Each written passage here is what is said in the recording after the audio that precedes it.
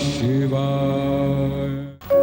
मैं ओंकार। नदी की कलकल, भंवरे की गुंजन, पवन की सनसन और पक्षियों की मधुर चहक में जो मधुर संगीत है, मैं उसका संगीतकार हूं। मैं ओंकार हूं। तारकासुर के सैनिकों के कहने से दारुक ने सुप्रिय और उसके साथियों को देवगण समझकर बंदी बना तो लिया, पर सुप्रिय ने गुफा के भीतर भी अपने साथियों के मन में शिव भक्ति का राग जगाकर उन्हें निर्भय बना दिया। तारकासुर के सैनिक दारुक को उकसाते हैं और दारुक शिव द्वारा प्रदत्त पाशुपत शस्त्र से मारा जाता है। सुप्रिय और उसके साथियों की शिव भक्ति से प्रसन्न होकर भोलेनाथ प्रकट होते हैं और उन्हें दर्शन देते हैं। वरदान स्वरूप उस स्थान को नागेश्वर ज्योतिर्लिंग का नाम देने की घोषणा करते हैं।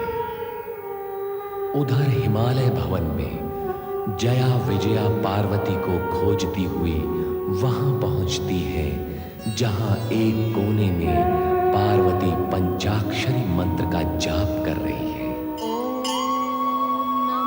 वो वहाँ कहाँ? हे मेरी माँ, मस्तिष्क के साथ साथ इसकी आंखें भी गई। अरे मेरी आंखों से देख, वो सामने। अरे वो पार्वती है या कोई ऋषि मुनि? चल चल कर देखते हैं। चल। ओम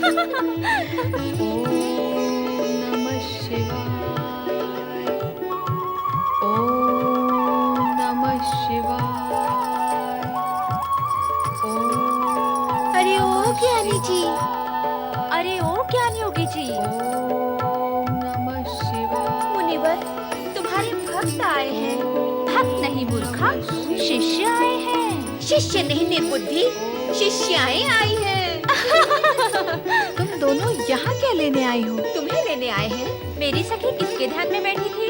विजया, अब ये प्रश्न कहाँ रहा? हाँ री हाँ, प्रश्न तो कब का उत्तर बन गया है। तुम्हें हर समय छेड़छाड़ ही सूझती है। हर समय नहीं, समय समय पर। यदा कदा, अर्थात कभी कभी। देखो, जब कोई ध्यान में बैठा हो तो उसे बाधा पहुंचाना उचित नहीं है। वो पाप का भागी होता है। माई रे माई, हम तुम्हारे पाप में भागीदार नहीं होंगे। हम तो केवल तुम्हारी प्रसन्नता और तुम्हारे सुख में ही भागीदार बनेंगे। इसके लिए तुम दोनों को मेरी एक बात माननी होगी। अवश्य मानेंगे। तो फिर तुम दोनों यहाँ से चुपचाप चली जाओ। चलो विजया। चलो जया। ओम नमः शिवाय। ओम नमः शिवाय। कैलाशवासी शिव समझते क्या है अपने आप को? क्या वो हिमालय राज से भी ऊंचे हो गए? ये कहाँ का न्याय है कि हमारी ही भूमि पर आए अतिथि हमारा ही तिरस्कार करे? हमारे मान सम्मान का तनिक भी विचार नहीं किया उन्होंने।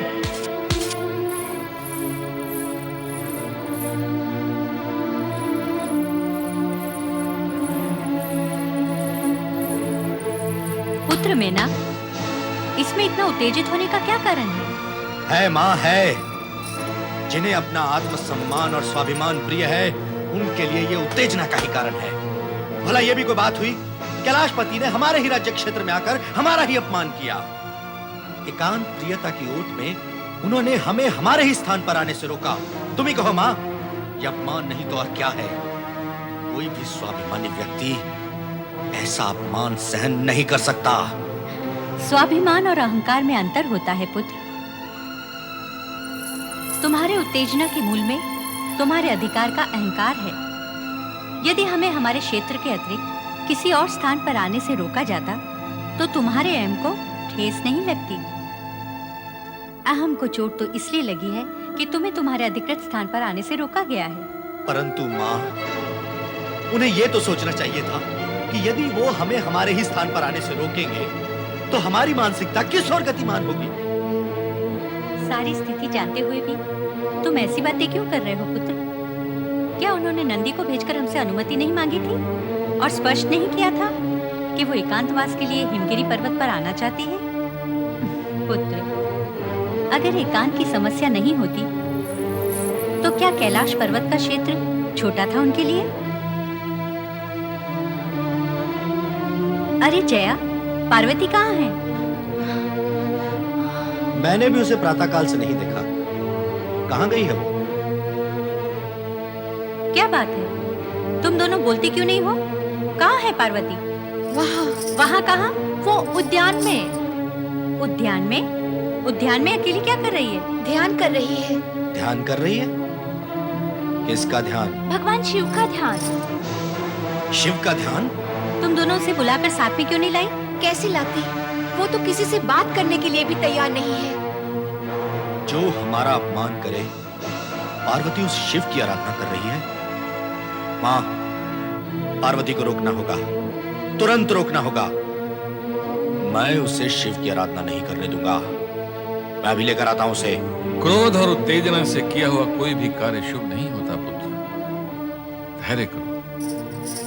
किंतु पिताश्री, जिस शिव ने हमारा अपमान किया, पार्वती उसी की आराधना कर रही है। क्या ये उचित है?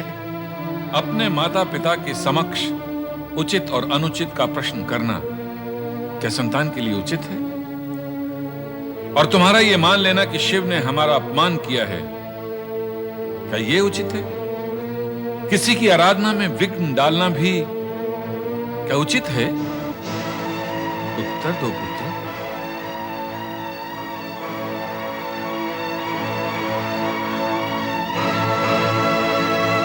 इन दोनों को कौन समझाए कि शिवलीला का रहस्य क्या है? कितने अज्ञानी हैं ये दोनों। ओम नमः शिवाय। ओम नमः शिवाय। ओम नमः शिवाय। नारायण नारायण नारायण श्रीमन्नारायण नारायण नारायण नारायण नारायण नारायण श्रीमन्नारायण नारायण नारायण। ओम नमः शिवाय। देवर्षि, पार्वती का शत-शत प्रणाम स्वीकार करें देवर्षि। कल्याण भव, तुम्हारी मनोकामना पूर्ण होगी। मेरी मनोकामना के विषय में आपको ज्ञान है देवर्षि? कुछ कुछ है, कुछ तुम बताओ, पूर्ण ज्ञान हो जाएगा। आप तो अंतर मन की बात जान लेते हैं मुनिवर, मैं क्या बताऊं? तो समझो कि वही जानकर मैं यही कहना चाहता हूँ कि भगवान शिव की प्राप्ति के लिए तुमने जो मार्ग चुना है सही है।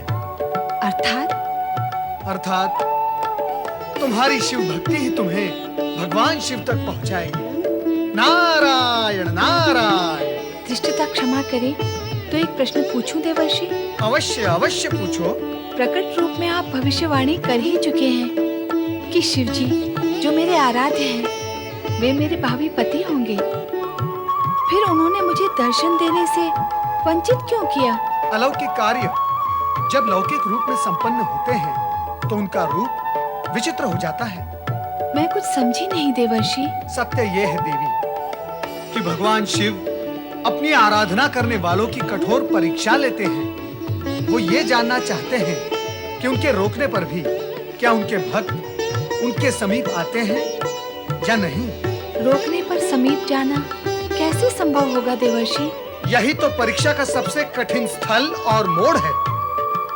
भक्त को यहाँ धैर्य और विवेक से काम लेना चाहिए।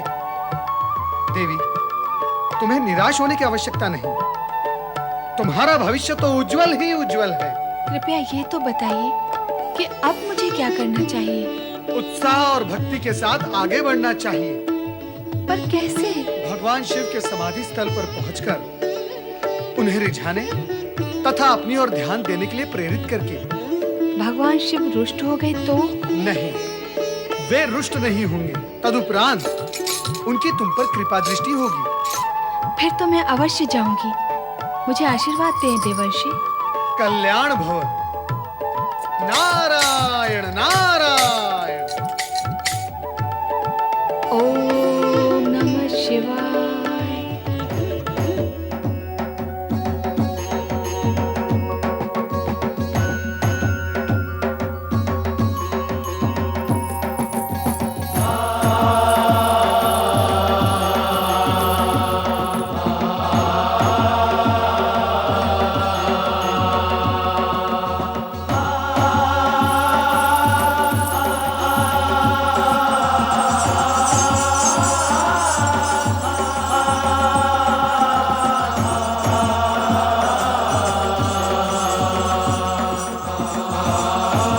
क्षमा करें देवी, स्वामी के एकांत ध्यान में बाधा न डालें। अभी अभी तुम क्यों बाधा डाल रहे थे?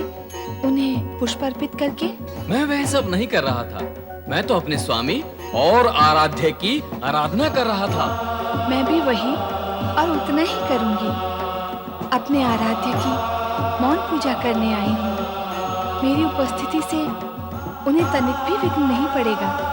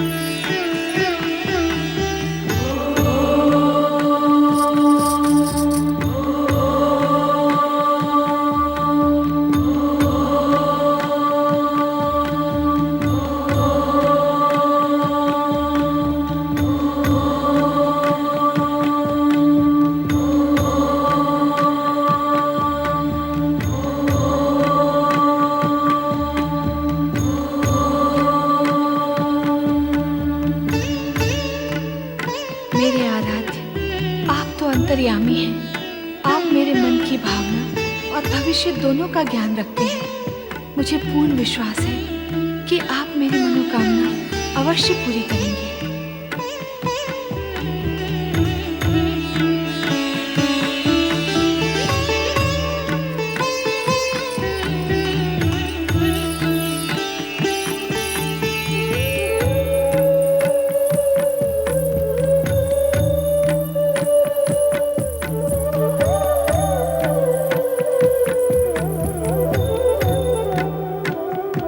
जया, विजया कहाँ चली गई?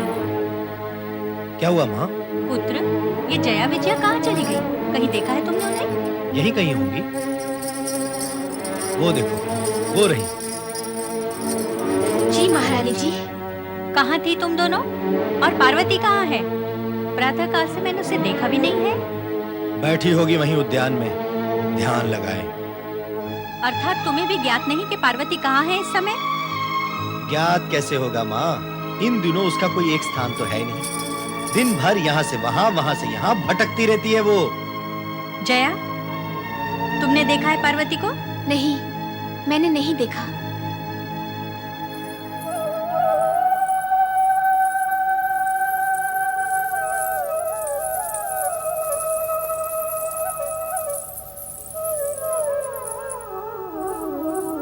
कहाँ गई थी तुम?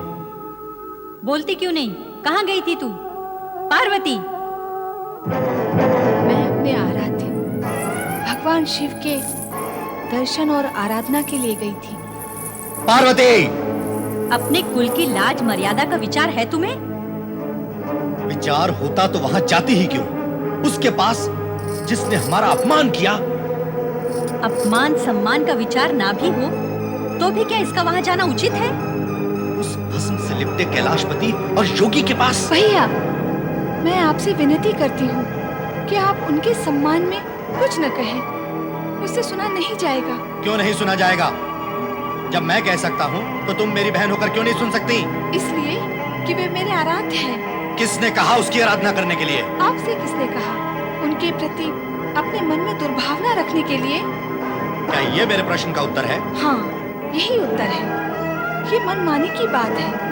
जिसके लिए मन माने वही आराध्य, न माने तो घृणा का पात्र। जिस आधार पर आप उनका अपमान करते हैं, उसी मन बुद्धि के आधार पर मैं उनकी आराधना करती हूँ। तुम बुद्धि से नहीं, मन और भावनाओं से कार्य कर रही हो पार्वती। जीवन के निर्णय भावनाओं के आधार पर नहीं होते। भैया, मैं आपसे पुनः प्रार्थना करती हूँ कि आप मेरी शिव आराधना में बाधक न हो, अन्यथा परिणाम शुभ नहीं होंगे।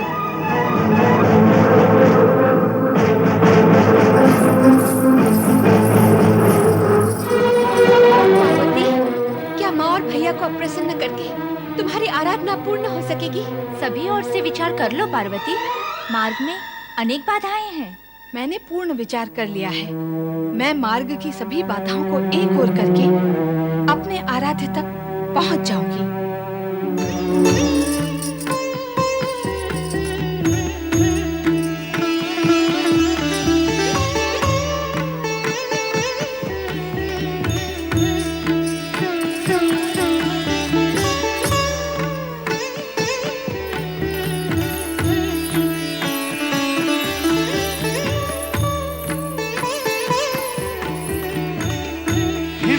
पार्वती,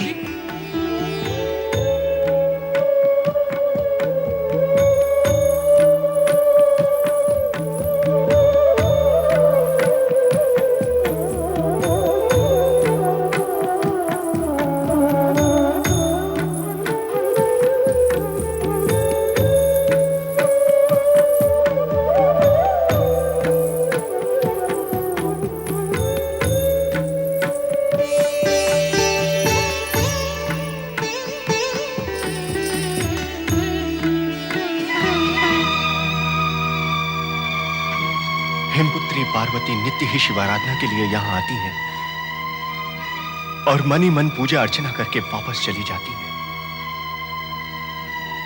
किंतु शिव शंकर की समाधि नहीं टूटती। वो तो अडेग अपनी समाधि में लीन एवं अवस्थित है। तो क्या भोलेनाथ की समाधि कभी टूटेगी नहीं? नहीं, ऐसा नहीं है, किंतु ये ज्ञात नहीं है कि ये समाधि कब तक टूटेगी। मेरा विचार है इस विषय में ब्रह्मा जी कुछ बता सकेंगे। हाँ, हमें उन्हीं के पास चलना होगा। देवराज इंद्र तथा देवगण हिम शिखर पर पार्वती की निरुत्तर शिवाराधना को देखकर चिंतित थे। उनका मन आशंकित था कि भगवान शिव पार्वती की आराधना स्वीकार करेंगे अथवा नहीं। यदि पार्वती की उपासना भगवान शिव के मन में अनुराग उत्पन्न न कर सकी तो उनके भविष्य की स्थिति क्या होगी? क्या होगी? क्या होगी? ओम नमः शिवाय, ओम नमः शिवाय, ओम नमः शिवाय, ओम नमः शिवाय, ओम नमः शिवाय, ओम नमः शिवाय, ओम नमः शिवाय, ओम नमः शिवाय, ओम नमः शिवाय, ओम नमः शिवाय।